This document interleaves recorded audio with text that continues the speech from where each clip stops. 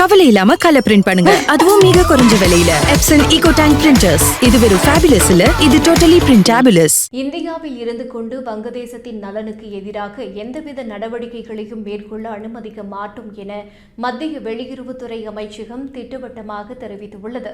வங்கதேச அரசின் குற்றச்சாட்டுகளுக்கு பதிலளித்து வெளியிடப்பட்ட இந்த அறிக்கை இரு நாடுகளுக்கிடையிலான உறவுகளில் முக்கியத்துவம் வாய்ந்ததாக பார்க்கப்படுகிறது. மாணவர்கள் போராட்டத்தை தொடர்ந்து வங்கதேச பிரதமர் பதவியில் இருந்து விலகிய ஷேக் ஹசீனா தற்போது இந்தியாவில் தஞ்சம் புகுந்துள்ளார்.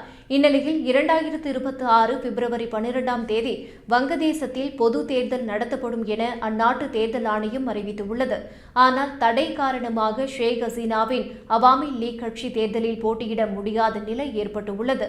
இதனைத் தொடர்ந்து அவாமி லீக் கட்சி வெளியிட்ட அறிக்கையில் முகமது யூனுஸ் தலைமையிலான அரசு ஒருதலைபட்சமாக செயல்படுவதாகவும் அவர்களால் தேர்தலை நேர்மையாகவும் வெளிப்படையாகவும் சுதந்திரமாகவும் நடத்த முடியாது என்றும் குற்றம் சாட்டியது.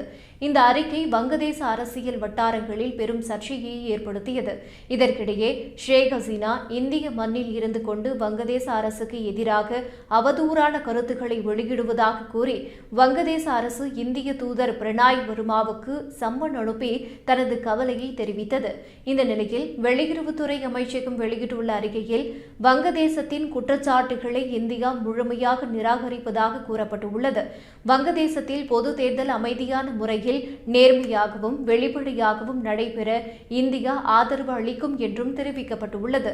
நட்பு நாடான வங்கதேச மக்களின் நலனுக்கு எதிராக இந்திய நிலப்பரப்பை பயன்படுத்த ஒருபோதும் அனுமதிக்க மாட்டோம் என்றும் உள்நாட்டு சட்டம் ஒழுங்கை பாதுகாக்க தேவையான நடவடிக்கைகளை வங்கதேச இடைக்கால அரசு எடுக்கும் என எதிர்பார்ப்பதாகவும் அந்த அறிக்கையில் குறிப்பிடப்பட்டுள்ளது.